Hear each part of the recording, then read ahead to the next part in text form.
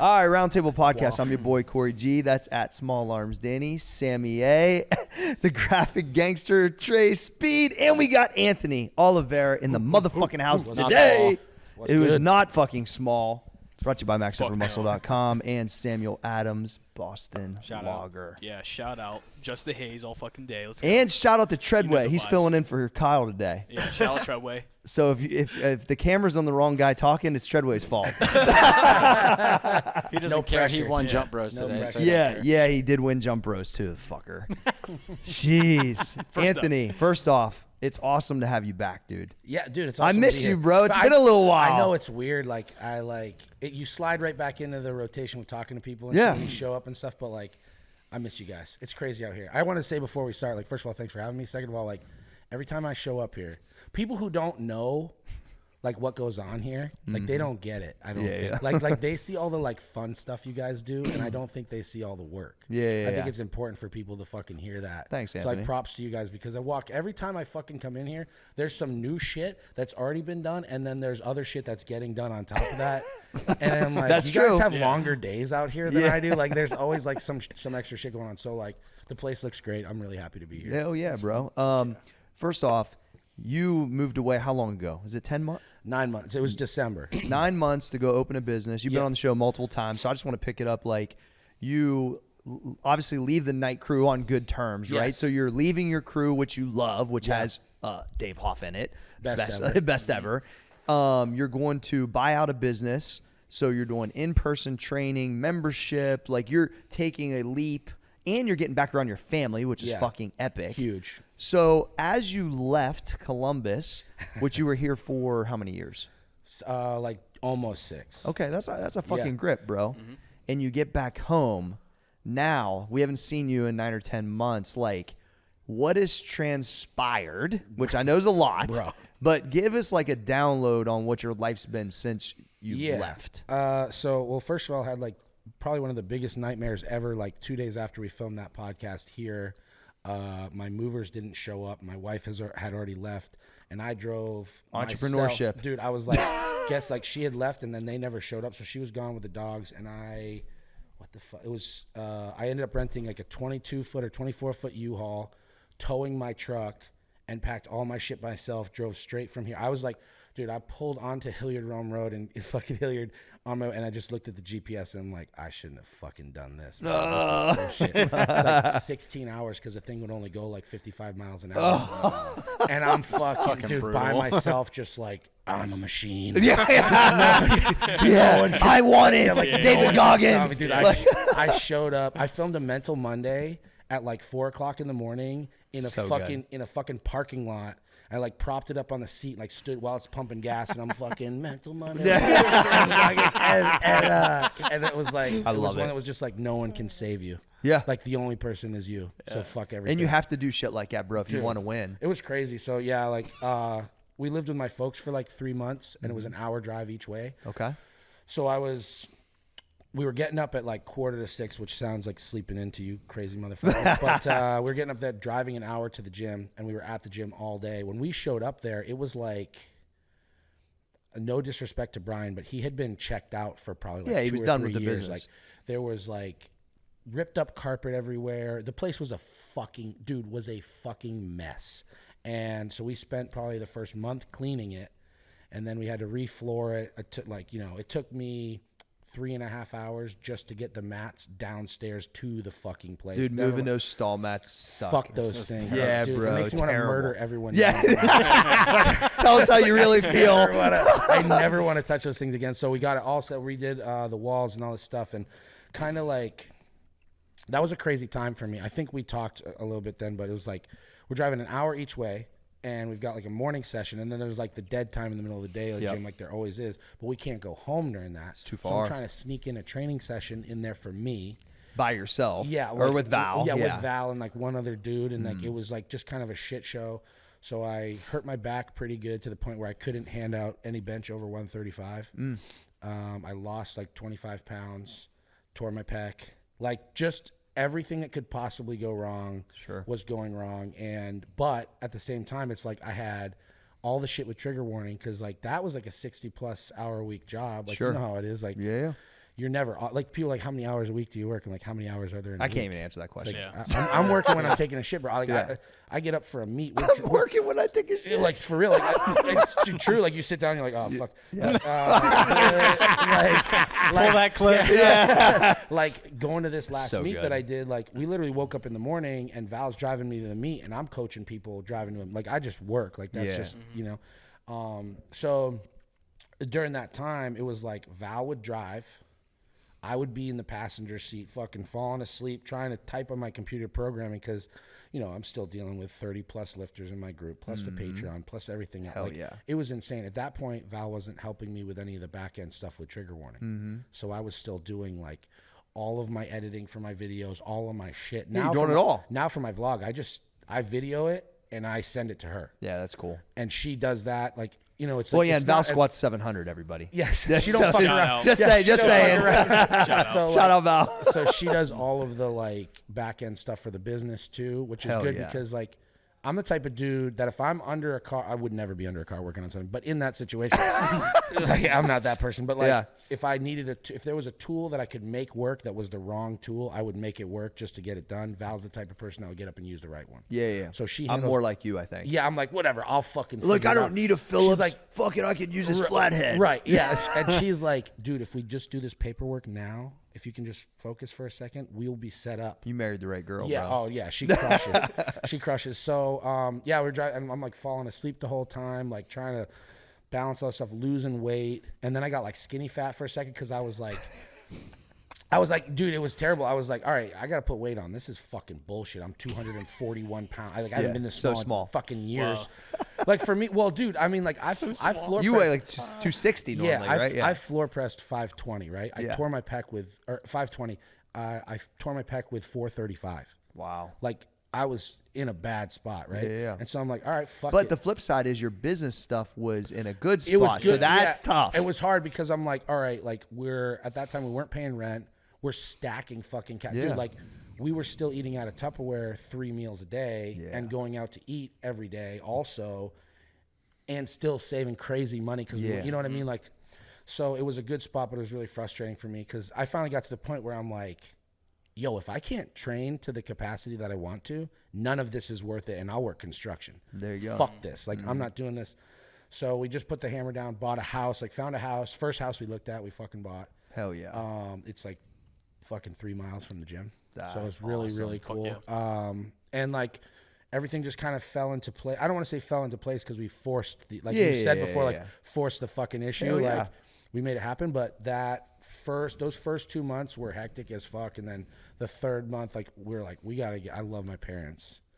But living with your parents again when you're 30 is tough, bro. Bro, me, my wife, 2 dogs, and my 2 70-year-old parents in a 2-bedroom condo that's like 1,800 square feet. Like, I love my parents. Yeah, of course. Like my buddy said, he's like, oh, they're not charging you rent? And he's like, yeah. And I'm like, well, things can be free, but there's always a cost. Yeah, And I'm yeah. like, It's a different type of cost. bet, dude. Like, you know, so, but we were That's ready to a get out fact. of there. And we moved into the house, and it's been really good. Got to the point this summer where if like 10 people showed up and wanted memberships, I would have to turn them away. It was we were too busy. And so we were in a Fuck yeah. 2,200 square foot place. We just literally this Sunday we finished moving into a new spot that's 3,800 square feet. That looks gangster too. 20-foot ceilings, like it's Fuck yeah. it's like a Similar kind of a out mini here, yeah. mini version of what you guys got going on, and we'll be able to push like open gym membership because like there's not 2 doors where we were at before. We were in another building. There was 2 doors. It closed it locked at 10. Like I couldn't. It wasn't big enough to have trainers come in for like passive income and shit. So I was like, fuck this. We ended up being in like kind of a handshake deal on the lease. So my business partner was like, yo, if you leave, like, I'll come with you. Like, fuck, I'll sell this fucking place and I'll just come with you. And so it's worked out really good. Yeah, like the new spot is like, I'd say it's 90% done. We just got to get a turf in there. Yeah. But yeah, it's been like, we've been really fortunate. Our gym members are sick. And I'm trying to like, I said it to someone the other day. I'm like, I'm trying to be the dude with a face tattoo that drives a fucking G-Wagon. Yeah, So I'm done. just trying to like push bro. as much as I can to get like, you know, as many people in there as possible. And I can see that. our business partner actually, it's weird calling him that, but he does this thing that's like basically his thing is like AA is not just cigarettes and coffee. It's like the community. Yeah. And the gym can be that too. So he's doing this thing called He ties that into it. Yeah, Iron That's Helix, and he's got a non-for-profit that we're working with for like people who are in a halfway house. We're not taking people off the street. Yeah. It's people who are like getting tested and like they're clean. They've been sober for a little bit. They need that. They next. come in and kind of create a community with that. So I think there's a lot of potential there too. And I Hell feel yeah. like kind of because of my background, Of course. I feel like it's the right thing to do. I'm not like super passionate about it, but I think But if it's you the could right lend a thing. hand to it, Yeah, it's yeah. the right thing to do. And those people, like everybody deserves a second chance. Because how long you been off opiates for? It was 12 years. I Like thought 2 you weeks just ago. posted that. Fuck yeah, Anthony. Yeah, so that was pretty cool. Like, dude, I hate those fucking posts, but I feel like I got messages from people who But are like, other people Yo, need 'em, you've helped bro. me Yeah. with this and Yeah. whatever, and it's cool to hear like Hell that. yeah. I mean, it's all worth it, right? If one person doesn't die because of some dumb shit, like Hell sick. yeah. For sure. You know what I mean? What I love, Anthony, is because, I met you originally at West Side randomly on a Sunday. I obviously followed you online because I Yeah. was a fan of your lifts and stuff. And then hearing you talk about multiple streams of income, passive income, just like, and even You just taught me that, Dad. I know, but just even that, yes, and I'm very proud. But the 9 or 10 months, even since you've been gone, which we talk quite a bit, but just like what you've accomplished, what you've done, just getting to know the way that you're thinking, you're ripping off, the Patreon, this, that, like, it's just fucking awesome. And Yeah. this is I guess the way that it needs to be when guys go from really great lifters to now, I think, can be really great business people because it's the same type of discipline. And when they don't make that transition, it's usually when they hate me instead of learning or helping, right? And so the guys that Ramos, guys I've had like great business relationships with and have helped, and they have helped me in return too. Like it's just, I'm so gratifying because you guys are so good at this. And then when you can apply, which is, by the way, what Arnold was teaching everybody. Yeah. Everybody. He said, I'll apply the things I learned in bodybuilding to fucking acting. I'll apply it to real estate. I'll apply it to this. That's the same fucking thing. I'm just trying to do the same thing. Okay, well, I've learned these things. These guys are great at this. And if they really want to be great at this other thing too, it's there. Yeah, you just have to decide to do it. There you go. It just is. Like, It just is. you know what I mean? Like, I don't know, like. I just want to commend you on it, bro, because Thank you. the progress is really, really good. Bro, I used to get stressed out. If I had 25 T-shirts coming in and I was doing a drop and I had to do inventory for 25 T-shirts, I was like, clear the fucking schedule. Yeah. I got to go to bed. You can early handle tonight. more as you get better, well, too. I was explaining that to Val, right? So, like, this is her first, Val's my wife for people who don't. So this is her first time leaving a job with a paycheck into an entrepreneurial situation, right? And when we were living with my folks, she's like, dude, I don't know if I can fucking do this. And I'm like, listen, we'll figure it out. Yeah. When we first did the thing where Optimistic I quit entrepreneur. Yeah, I was like, dude, it's either you're gonna it's like survive or die, right? Yeah, Like, what facts. are we gonna get a job at McDonald's? Fuck that. Like, what are we doing? Of course we're gonna make this work. So, you know what I mean? Fuck that. So I was like, when we first moved to Ohio, I was making $300 a week and you were working part-time as a fucking breakfast waitress. Yeah. And we made that shit work. Ground turkey, broccoli, rice, barbecue sauce 6 nights a week, motherfucker. Yeah. Like, we had no money and we figured it out. And then as you go up, you level up, okay, we got you a new car because your car was fucked up. Well, now we have an extra payment and it was stressful. Then we figured that out. And then it's like, when I had 20 clients, it was stressful. And then all of a sudden 20 was not stressful. And then you just figure out the systems, right? And like we've talked about before, where it's like, I was terrible at the system thing. I was like, we'll figure it out. Yeah. But like, I've gotten better at that. And I was telling her, I was like, dude, when we first moved into our house, we cut our drive by 57 fucking minutes. So good. And we were still like, why do I feel like I'm running around? Right? And she's like stressed out about it. I'm like, dude, listen, we'll figure out the systems. Like, it's all good. We had one conversation where she's like, yo, if you want to work on trigger warning stuff when we get back from the morning session, I will do all the house stuff. Just tell me what you need done and give me some free time. Like, it's all Hell good. yeah. And as soon as she said that, I'm like, bet. Like, okay, I'll do this. Like, this is what I would like for my meal, like, or whatever we got. Just cook it up. Like, it's all good. And she handles all that shit. Sweet. Gets to spend more time with the dog. Like, she's really, loves that. And it's stress. Like, running the business with your wife is tough. Like, because you're Yeah, involved of with course. everything. And it's Yeah. tough. It's stressful and stuff. But You're teaching her that freedom's possible, though. And see, my wife, was a teacher, like, and her dad worked as an engineer. Like, she never really was around any entrepreneurial people. So it's like and she was, I would say, pessimistic normally. Like, that's kind of, I don't think her parents are bad people. They're amazing. Yeah. But that's just their first point of view is never optimism. Yeah. It is actually more now because I think I've proved it to be right. Because you make it happen. But that's not their norm. Yeah. So even to this day, sometimes she goes pessimistic first because it's the way she's kind of just ingrained. Yeah. But it's changed over time. She said I brainwashed her because once you prove it enough, they start to believe like, oh, if Anthony says this, that's probably what will happen. Well, you can just make it happen. And if it doesn't happen, we're going to learn how to do it better the next time. There you go. And it's felt really good. Like, all you need is a little bit of something from your old lady and it makes everything better, right? Facts. She calls me the other day. She was shopping and she was just like, you know what, dude? Like, thank you. Like, a lot of your hard work has given me a pretty cushy life. And I'm like, what do you mean? She's like, I go to work in my yoga pants. Yep. I can go shopping. Which you like, I'm sure. Yeah, I'm like, yeah. Word. Shout out to whoever created yoga pants. Not sure who you are, but you need a fucking medal. Big W for you, yeah. So, and she's like, I can go shopping when I want to, and like, I can go see my parents for the weekend. I can do whatever, and like a lot of that is because of stuff you've done. And that, like, dude, that's all that motivated me more. Hell yeah. That shit feels good and sounds corny, but like, it's not corny. As soon as she said that, it's like being the people, like, whatever, society doesn't necessarily like it, but being that like standard masculine male, like, provider, protector. Yeah. I like that. I've never been that person in my past lives. Like, I've never been like the guy who made the money. And now it's nice to have it set up so like she loves her job. She loves what she does. It's not crazy stressful for her in the same way. We went and visited her old work at like this restaurant she worked at yesterday. And when we left, I wasn't trying to be a dick. I was just like, so this is your first time going back to a job that you left to be an entrepreneur. She's like, yeah. And I was like, what's it like to sit there and listen to people and you talk to them and you say, oh, is so-and-so, did they end up doing this? And literally every single person didn't end up doing what they said they were going to do. And you fucking did. Yeah. I'm like, does that feel good? She's like, I don't. And then like, it's maybe 2 hours later, she's like, that does feel good. Like, she thought about it. I'm like, yeah, like, and nothing wrong with those people. No. Shit, she's not looking to make anybody feel bad. No. It's just more about like, okay, I'm thrown back in this situation.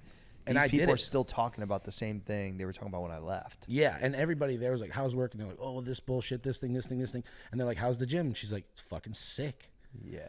Like, it's every stress we have is good stress for the most part. Like, obviously money comes into the play. Sometimes we're like, fuck, how are we going to come up with that? Like, but it's like, oh man, I'm too busy because too many people want to pay me for training. Like, shut the fuck up. Like, you know what I mean? Like, oh, boo fucking who. It's like, cry me a fucking I have river. to sit in my house, barefoot in my underwear, answering emails for money. Like, ooh, you know what I mean? So it's like, whenever I start feeling sorry for myself, I'm like, shut the fuck up. Just shut the fuck up. Like, you know what I mean? It's like when we went out to, like, I surprised her with a trip to Vegas or whatever. She had never been out there, and that was like gangster. No, yeah, it is. We're sitting there on our computers, and I was just like, hey, did you get that email I sent you? She's like, what? I just sent it to you. She pulls it up, and it's just the itinerary. Hell yeah. She'd never been before. She's like, what the fuck?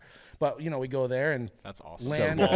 Land, walk around for a minute, go back. I'm like, all right, I got to crush some work real quick before we go see Cirque du Soleil or whatever the fuck we were doing. I'm like, and I'm sitting there, and I'm like, man, this is fucking stupid. I hate that. And then I'm like, no.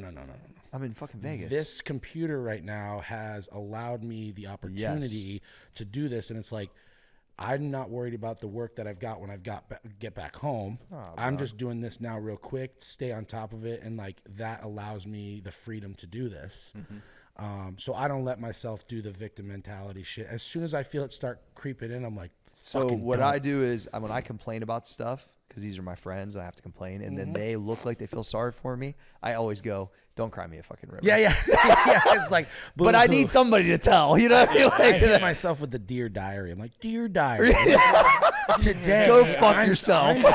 I'm sad because I'm too busy. Like, it's like, no, dude. Like, I'd rather be too busy than coming back home at 5 p.m. and hating my job and you know what I mean, and like just sitting on a couch watching TV. Like, I'll complain sometimes, like, we don't have enough time to like sit around and watch a movie or whatever, and it's like, yeah, but fuck all that. Like, we have time to like impact people's lives, and we spend all our time together, and like we can vacate. Like, this was easy. I made 2 phone calls. I'm like, hey, can you cover Tuesday, Thursday, Friday? Cool. All right, see ya, and we're out. Yeah, you know what I mean? And that just makes my life really nice. And it's good for us too, like good for Val, because we get to try, we could do whatever the fuck we want, and we're home to see, like, my niece was born. I get to have like a connection with my newborn niece, like, and that's really cool for me too. It's definition of freedom, bro. Cool. Yeah, so I'm curious on what's it been like for you, and if you could explain what it's like having multiple different businesses. Like, you have your Patreon for training, you have the clothing drops, you have now the gym and training clients. What's it like for you to kind of segment out and be like, all right, I need to work on this, I need to do this, film content? Because we talk it a lot about how, you know, we have Max, we have Corey G, we have all this other stuff we're working on, and it's hard for people to actually believe that there's so much shit going on or how we manage that. So if you could explain it. Yeah, for me, it's like a little different because I'm not quite as insulated. Like, I have less going on. Tilt this toward you a little bit. Sorry. There you go. You got it. Like, I have less going on. I'm not as insulated as, like, because you guys have, like, oh, we need a design, send it. We need pictures, send it. It makes it, but, like, there's still a lot of work, but you guys have more shit. For me, it's like I have to figure out, okay, when am I going to film content? When am I, so. It's because yours isn't all the way in house yet, right? That's how I used to be. Yeah. And then like, it's like the next step is I got guys here that can. I'm trying to learn how to delegate certain things. So we're working on getting an intern to like film content there. It's like a high school student. He gets to use it as a credit. Worst case scenario, the stuff is trash, but eventually he gets better and I could use him in the future. Like, I mean, Trey had never taken pictures of really anything except for probably with his fucking phone. Before that day. I remember that. Yeah. Fake, I mean, fake like, it till you make it, baby. Like, that's sick. Yeah, of course. And he told me the first, and I'll never forget this. He sends the first amount of pictures and he says, I will get better. Like, he literally, I don't know exactly, but that's what he said. Like, gee, I will get better at this. Like, and I just believed him because I was like, Trey felt guilty the first time. He's like, I know this isn't too good, but but he just sent it to Dana. He just assured me I will get better. That's the right mentality though. Instead of the like, oh fuck this, I'm not good at this. So yeah, like for me, I've thought about before. I go through like it's all up and down, right? So I've gone through phases where I'm like, okay, from this time to this time, I'm gonna do this, and this time this, and then like, but I'm like kind of too wild for that. So I'm just like. Basically what I'll do is I wake up in the morning, I do my lunges, I go to the gym, I coach people for a couple hours in the morning. When I'm there, because I'm talking about training with people, I kind of will come up with content ideas potentially then or whatever, or I'm vlogging there while I'm talking to people. You make notes of stuff if they hit you? I do voice memos. Yeah, that's right. You're the voice memo king. Yeah. That's what I love about it. Me and Cole talked about it. That sends voice memos. I appreciate that. And I've started doing that a little bit with people too. I'm big on that. So it's more personal. I'll do voice messages, and it's easier, like coaching wise, bro. It's way easier if someone sends me a video. For sure. Do that.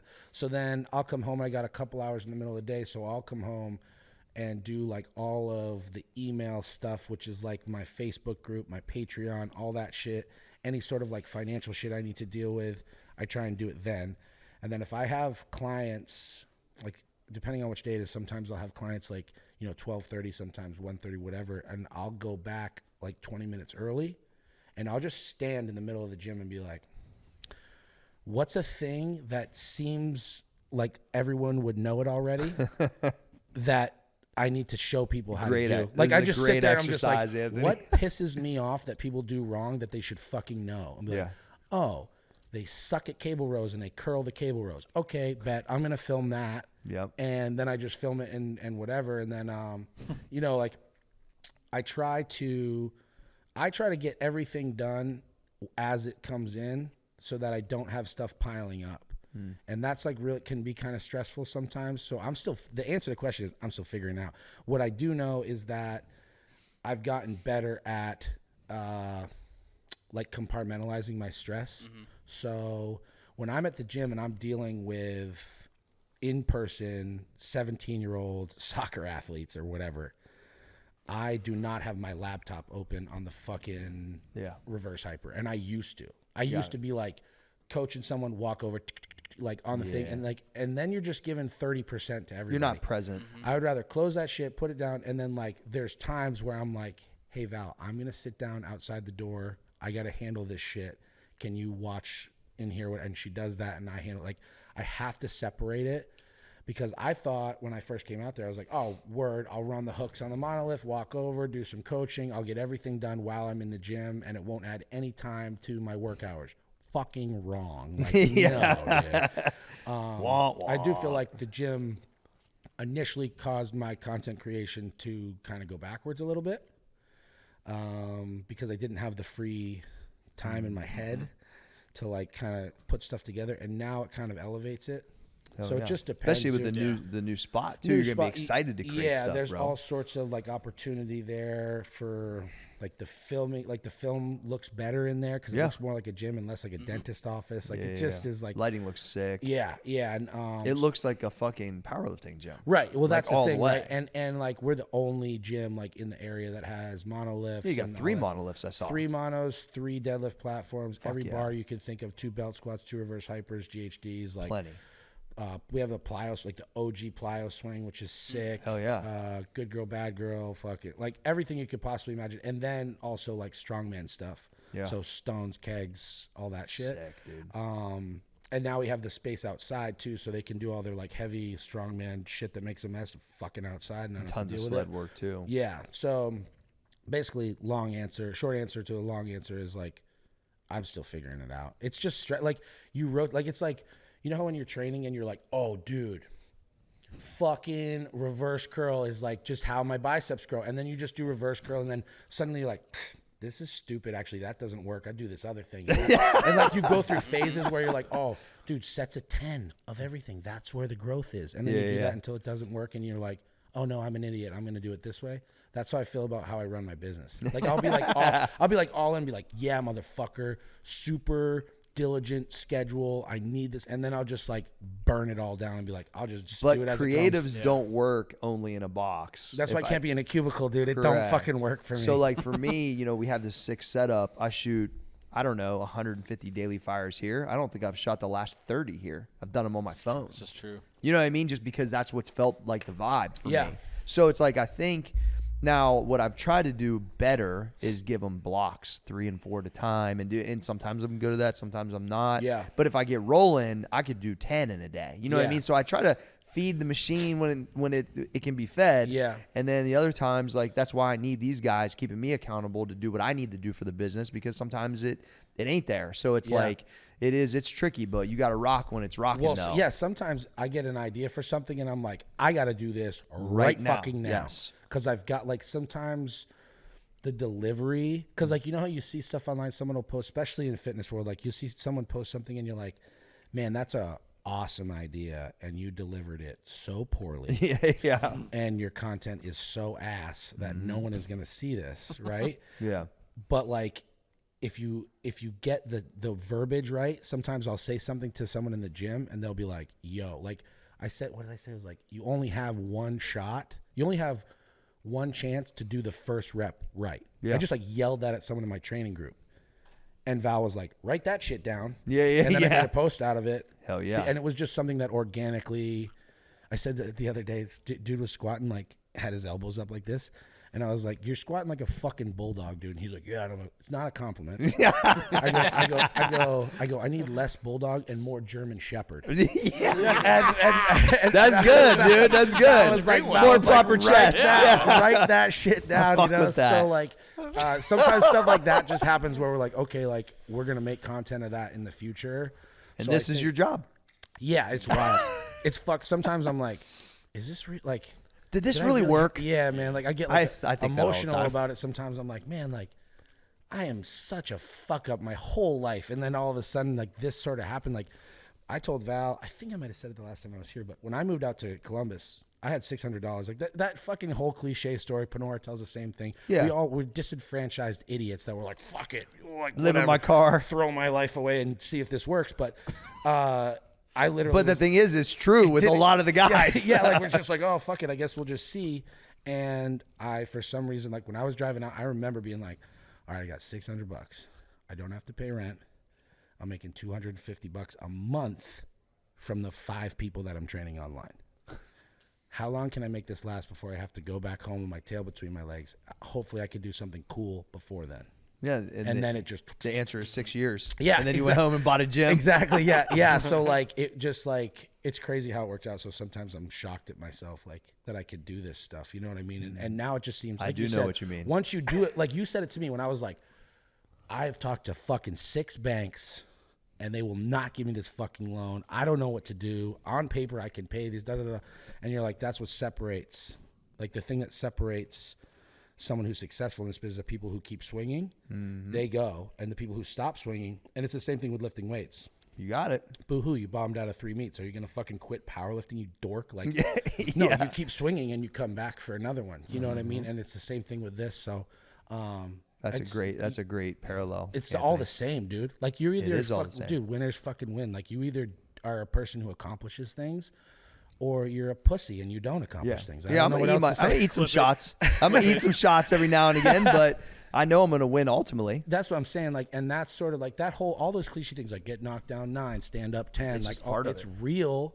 Like I said it to a kid when I kept getting hurt. I'm like, you know, he kind of offhandedly said like, you know, if I tore my bicep, I'd probably quit. And I'm like, man, there's no finish line for me, just so you know. Like I've been hurt 3 times this fucking week.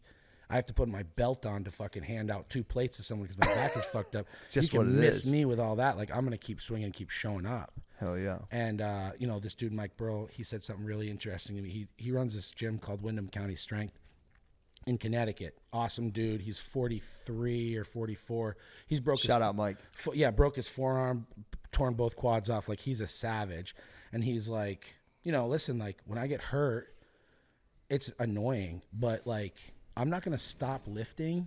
So it's like, okay, this will be annoying for a few months, and I have to figure this out, and then I'll just keep training. I've just got smarter every time. When you apply it, like you said, like it took you what, 3 years, 3 years to come back. It's like, yeah, but what are you gonna not fucking come back? Like, of course you are. Yeah. It's just gonna take some time. And I think business is the same thing. Like we saw, we saw a dip in the trigger warning stuff a little bit, and I was like, well, what am I gonna do? Shut the fucking Instagram down?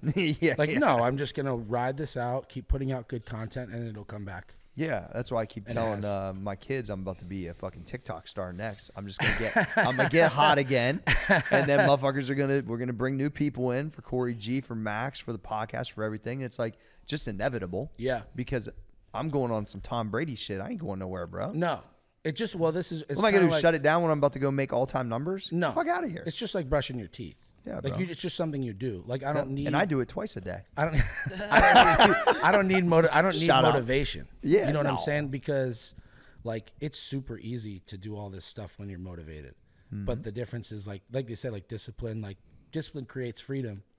So like I just know at 5:30 on a Friday, I'm gonna be getting on a foam roller, and at 6:30 on a Friday, I'm gonna be fucking squatting. Yep. And like whether I want to or don't. Doesn't matter. That's what I'm doing. It's not a decision. And it's like same things like, dude, like sometimes I sit down, I'm like, yeah, I can't wait to coach people. I'm super motivated. I can't wait to do that. And then sometimes it's like, man, I don't really want to tell people to push their knees out when they're coming off the box. I've been saying the same shit for fucking whatever, however many years. But I just do it because it's just part of, and all of it beats doing stuff you don't want to do all the time. Yes. You know what I'm saying? All of it beats beating nails into fucking 2x4s. For me, some people might really dig that sort of work.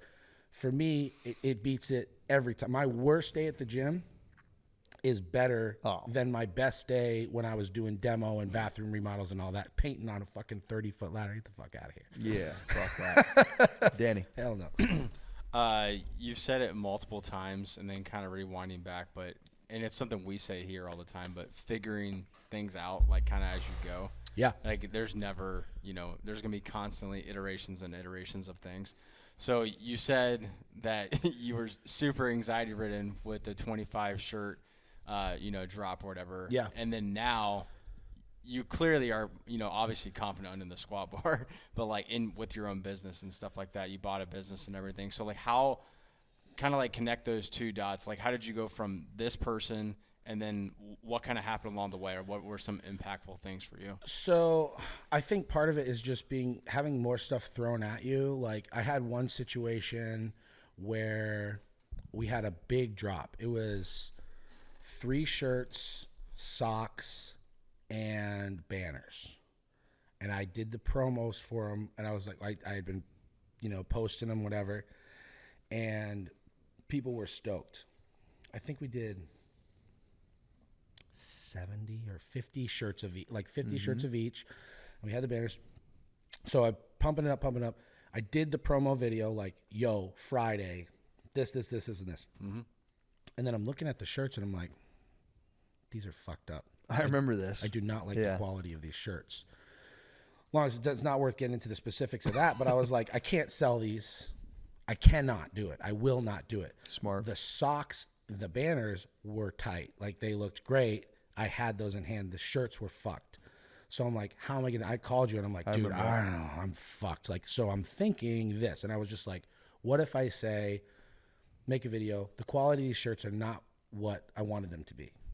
So we're going to do a pre-order instead. I'm going to send these back. We're going to do a pre-order. You can obviously still get the banners and socks. They're just going to get to you later than they would because we got to wait for the shit to come in. And people appreciated that because they know, then they know that the quality is going to be sick. Yeah, it's huge. And we ended up doing like 100 plus of each shirt. Like, it was, dude, folding the shirts by myself. I remember I woke up, I fucking did my lunges, and I was folding shirts until 10 o'clock at night, watching documentaries. Like, literally 12 hours of fucking bullshit. Yeah. But it's like the whole time was like, hell yeah, dude, money. Like, it's like cha-ching, cha-ching. Like, and people really responded well to that. So that was one where I had to, like, just being honest, bro. Pivot and figure out what's wrong. And then also, like, I think, I don't know what, like, your levels are for your squatting or whatever, but, like, or the weights, but it's like the first time you hold 3 plates in your hands, you're like, holy fuck, right? And then when you hold 350 in your hands, you get that same feeling. But when you hold the 315 again, you're like, this ain't shit. I've done this. So it's the same thing. Now it's like, it is the same thing. Any orders that come in that are fucked up, I'm like, zero stress, motherfucker. Like, I don't, you know what I mean? Like, when we did these shirts, there was a mess up somewhere where we got the wrong sizes. We only got like 4 2XLs. That's going to work for and your I was community. Like, fuck my life. There's like, fucking, you know what I mean? Like, I'm like, this is not good. Yeah.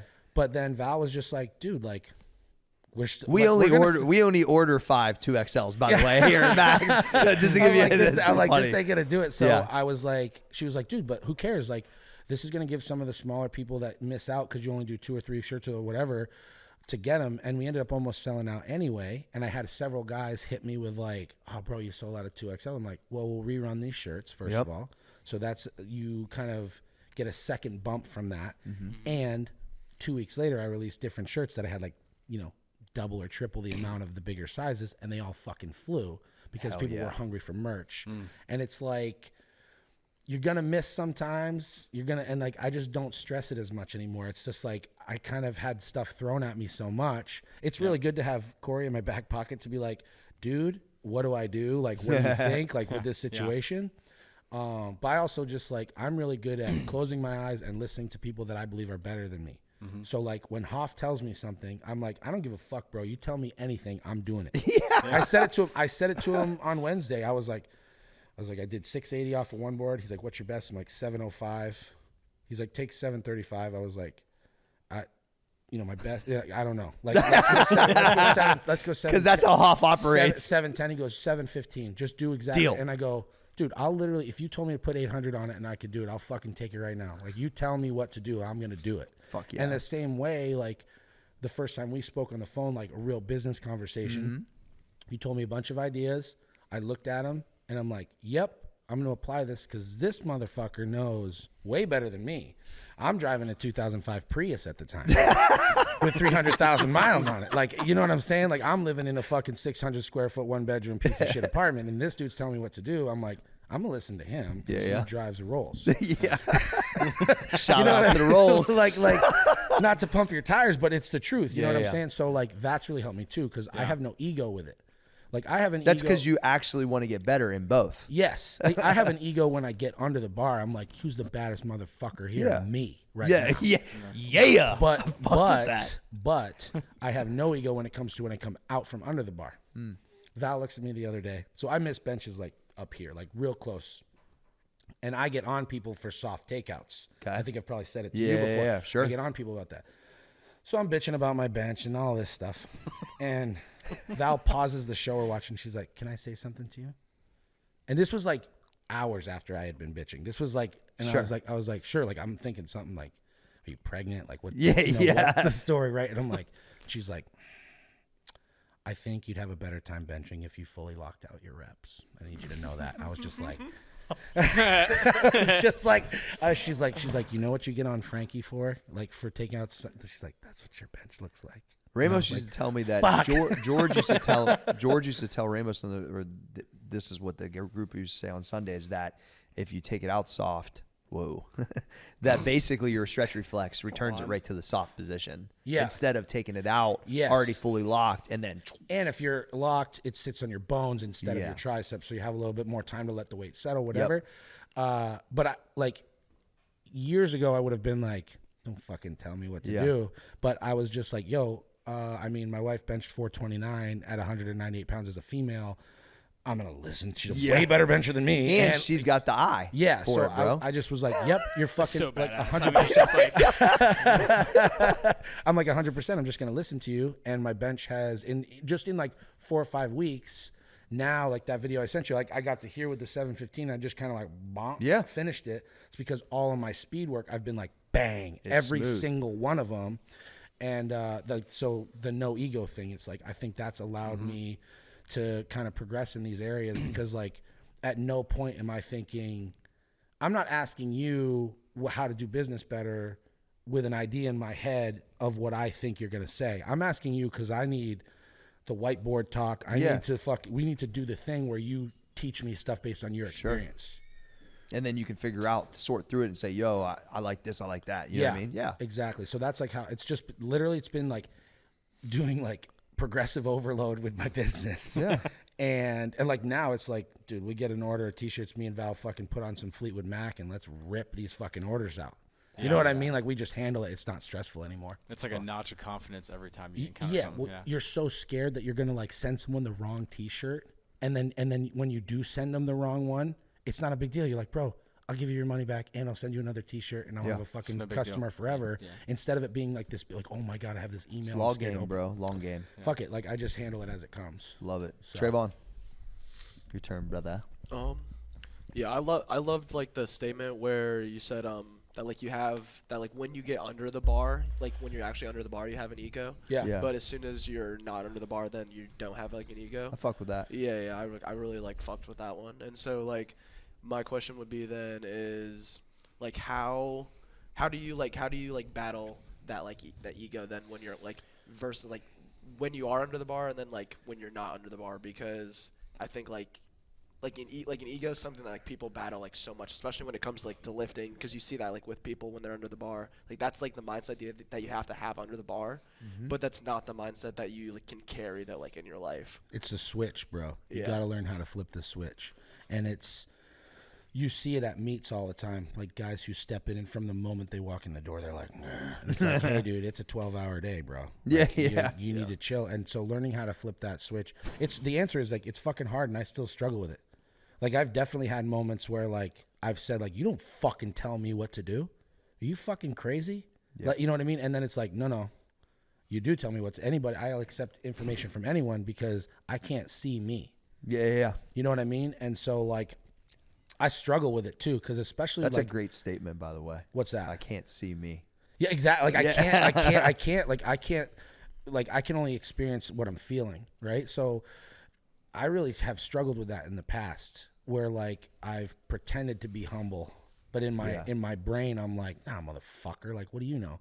But I've really worked on it. It's something that I do struggle with, because I do have you have to have an ego. These weights will fucking kill you, bro. Facts. Like, you know what I mean? Like we don't think of it like that, but like, yo, even like 700 pounds on your back, like you could get maimed. Yeah, like bro. You could literally get hurt. That's where I came up with your life could change. If I unrack it, I can squat it. I believe it 100%. Yes. And then I'm going to do whatever it takes to get up from it. Right. So it's like you have to turn that on. Yeah. I feel like a killer when I get like that. That's the only way there is. And you have to, you got to be feeling yourself, right? So like. But I'm not a killer at my kid's baseball game. No. And so that's what I had literally one of the coaches say to me. He's like, bro, I watched what you did this morning. It's when I did that 700 camber bar, like 3-count pause the week that Louis passed away. He's like, I've never even seen you like say anything to your kid, like when he missed a ground ball or something. Like, bro, I'm not going to scream like I do on a fucking squat at my kid. You know what I mean? Like, that's just not, I'm a different guy under the bar. Confidence, right? Though, yeah. I think it's confidence it's like something I noticed, like when I went to Westside for the first time to visit, I'm, who the fuck am I? Whatever. First time in a canvas, and they're, there they are pulling these massive. I remember they were pulling like rack pulls, and like I was just blown away by that. Yeah. I'm over here trying to squat 700 pounds, and every time I got my knees wrapped, everyone that was training came over and spotted the stranger. And what I noticed was, if you are a 2-plate bencher in a commercial gym, you're going to be a fucking asshole to the guy who only benches a plate. Because you don't have actual confidence. It's all bullshit. True. But like, if you're like me, dude, like I don't care. Like I'm going to help people because I'm confident in myself.